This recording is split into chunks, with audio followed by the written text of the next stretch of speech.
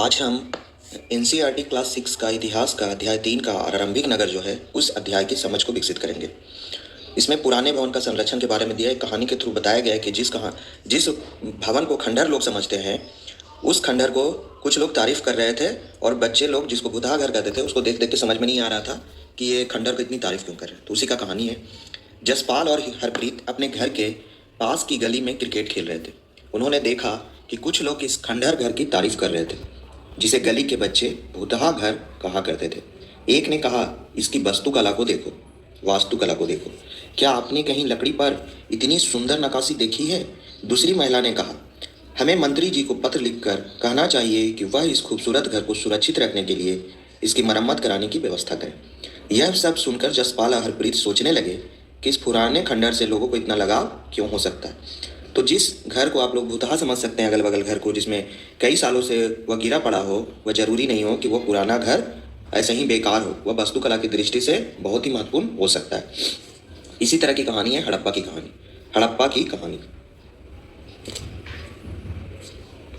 कहानी। अक्सर पुरानी इमारत अपनी कहानी बताती है। लगभग 150 साल पहले जब पंजाब में पहली बार रेलवे लाइन बिछाई जा रही थी तो इस काम में जुटे इंजीनियरों को अचानक हड़प्पा पूरा स्थल मिला जो आधुनिक पाकिस्तान में है। उन्होंने सोचा कि यह एक ऐसा खंडहर है जहां से अच्छी ईंटें मिलेगी।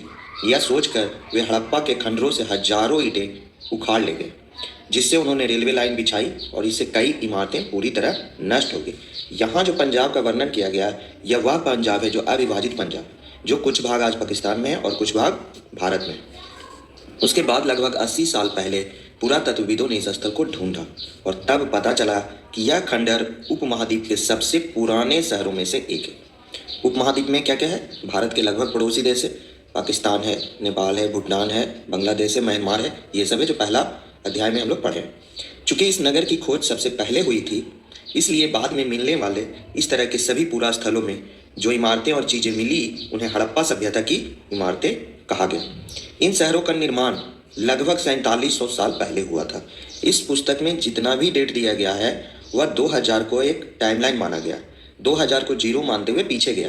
तो ये या तो इसको बोल सकते हैं 2700 ईस्वी पूर्व। तो इसलिए कभी भी कंफ्यूजन नहीं होना चाहिए कि 4700 साल लिखा है तो वह क्या है। तो इस किताब में 2000 को एक डेडलाइन मानते हुए, उसको जीरो मानते हुए वहां से पूरा पीछे गया है। चले हैं हम लोग। प्राय पुरानी इमारतों को तोड़कर उनकी जगह नए भवन बनाए जाते। क्या तुम्हें लगता है कि पुरानी इमारतों को सुरक्षित रखा जाना चाहिए? तो हाँ, पुरानी इमारतों से बहुत सारी हमारे अतीत की जानकारी मिलती है, इसलिए उन पुरानी इमारतों को सुरक्षित रखना चाहिए।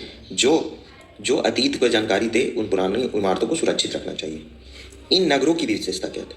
अब ये पहली बार एक नगर मिला जो 4700 साल पुराना नगर है। तो उन नगर में क्या क्या विशेषता था? तो नगरों में कई को 2 या 2 से उससे ज़्यादा हिस्सों में विभाजित किया गया था। प्राय पश्चिमी भाग, ये हमेशा पूछा जाता है कि पश्चिमी भाग छोटा था लेकिन ऊंचाई पर बना था। अब पूर्वी हिस्सा बड़ा था लेकिन वह निचले इलाकों में था। पूर्वी हिस्सा क्या था? बड़ा था लेकिन निचले इलाके में था। ऊंचाई वाले भाग को पुरातत्वविदों ने नगर दुर्ग कहा, जो ऊंचाई पे बसे उन्होंने नगर दुर्ग कहा, और निचले हिस्से को निचला नगर कहा। दोनों हिस्सों की 4 दीवारियां पक्की ईंटों की बनाई जाती थी। यहाँ 4 दीवारियां भी था जो पक्की ईंटों से बनी थी। इसकी ईंटें इतनी अच्छी पकी थी कि हजारों सालों बाद आज तक उनकी दीवारें खड़ी रही। दीवार बनाने के लिए ईंटों की चिनाई इस तरह से करते थे जिससे दीवारें खूब मजबूत रहे। कुछ नगरों के नगर दुर्ग में कुछ खास इमारतें बनाई गई थी। मिसाल के तौर पर मोहनजोदाड़ो में क्या बनाया गया था? एक खास तालाब बनाया गया था जिसे क्या बोला जाता है? महान स्नानागार बोला जाता है। क्या बोला जाता है? महान स्नानागार बोला जाता है, जिसे पुरातत्वविदों ने महान स्नानागार कहा। इस तालाब को बनाने में ईंट और प्लास्टर का इस्तेमाल किया गया था। इसमें पानी के रिसाव को रोकने के लिए प्लास्टर के ऊपर चारकोल की परत चढ़ाई गई थी। इस सरोवर में दो तरफ से उतरने के लिए सीढ़ियां बनाई गई थी और चारों ओर कमरे बनाए गए थे। जैसे देखिए आगे है, ये 2 तरफ से सीढ़ी है, एक इधर और एक इधर, और चारों तरफ कमरे हैं। चारों तरफ क्या है? कमरे हैं और ये सीढ़ी है। ठीक है। इसमें भरने के लिए पानी कुएं से निकाला जाता था। उपयोग के बाद इसे खाली कर दिया जाता था। शायद यहाँ विशिष्ट नागरिक विशेष अवसरों पर स्नान किया करते थे। विशिष्ट नागरिक, तो इससे पता चलता है कि उस समय भी हो सकता है अनुष्ठान करने वाले जो भी लोग होंगे वे कुछ विशेष अवसर जैसे कोई त्यौहार में या स्नान किया करते होंगे और कुछ विशिष्ट काम किया करते होंगे। तो विशिष्ट नागरिक विशेष अवसरों पर स्नान किया करते थे। कालीबंगा और लोथल जैसे अन्य नगरों में अग्निकुंड मिले।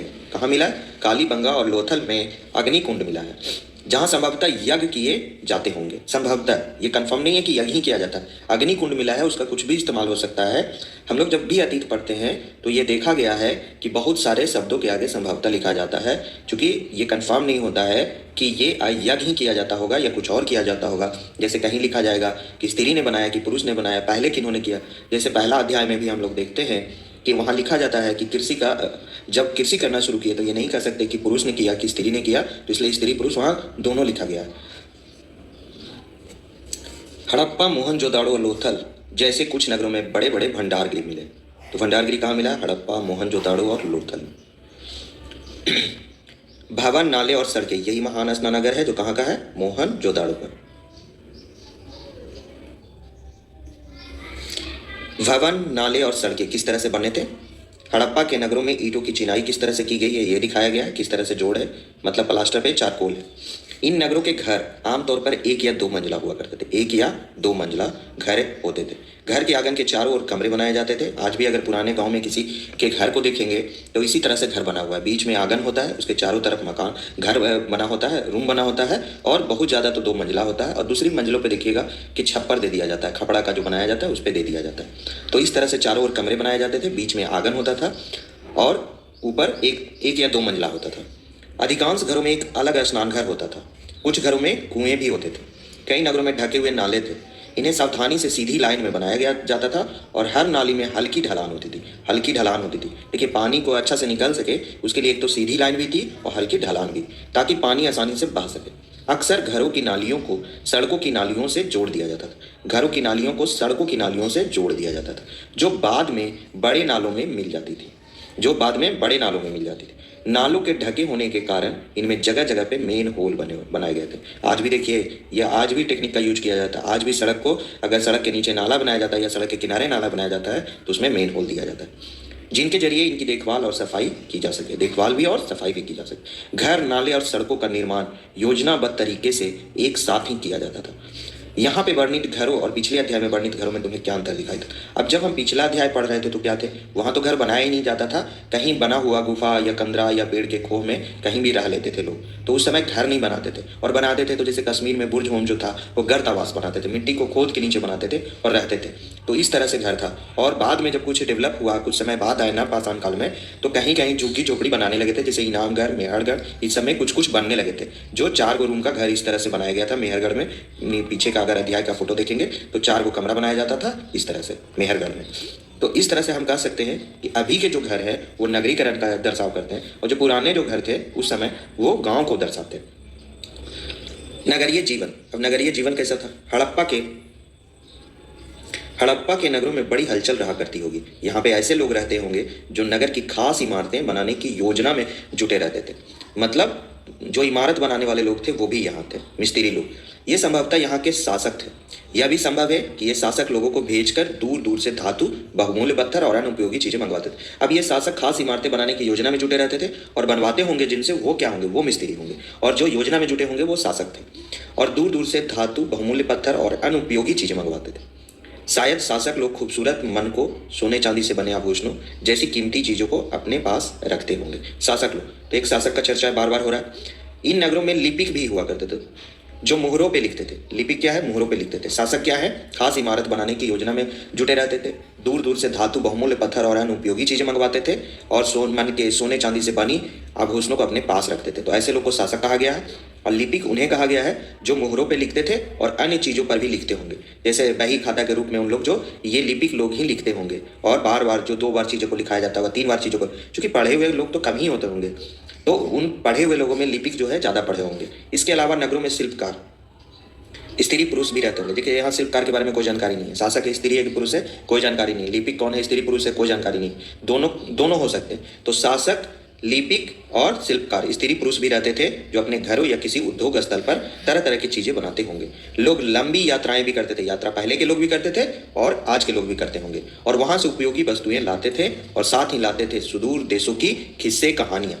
मिट्टी से बने कई खिलौने भी मिले, मिट्टी से बने कई खिलौने भी मिले जिनसे बच्चे खेलते होंगे। नगर में रहने वाले लोगों की एक सूची बनाए तो हो गया, शासक, लिपिक, शिल्पकार, ये लोग नगर में रहने वाले कुछ लोग हैं। और इसमें बोल रहा है कि मेहरगढ़ जैसे गांवों में रहते थे उन कुछ लोग ऐसे क्या अलग थे, तो मेहरगढ़ में क्या थे, कृषक थे और पशुपालक थे, बस यही दो टाइप के लोग रहते थे। और अब क्या हो गए, शासक भी हो गए, लिपिक भी हो गए, शिल्पकार भी हो गए। सबसे ऊपर मोहनजोदाड़ो की एक सड़क और उसमें बना नाला। अब देखिए ये सड़क है, ये सब सड़क है और इसके बीच में बना है नाला। ये क्या है, नाला है। ऊपर एक कुआं, फिर कुआं है बगल में, और बाईं और नीचे हड़प्पा की एक मुहर, ये मुहर है, ये मुहर है। और फिर लिखा है कि इस ऊपर मुहर के ऊपर चीन की एक खास लिपि है। ये लिपि है जिसको आज तक अभी तक नहीं पढ़ा गया। ये लिपि है जो पढ़ा नहीं गया, जो पढ़ा नहीं गया।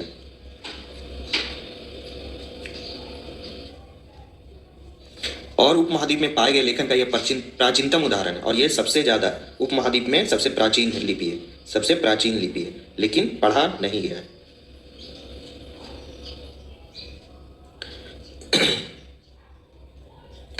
विद्वानों ने इसे पढ़ने की कोशिश की है, लेकिन अभी तक यह पता नहीं चल पाया है कि इसका अर्थ क्या। दाईं और नीचे पक्की मिट्टी के खिलौने, ये मिट्टी के खिलौने हैं।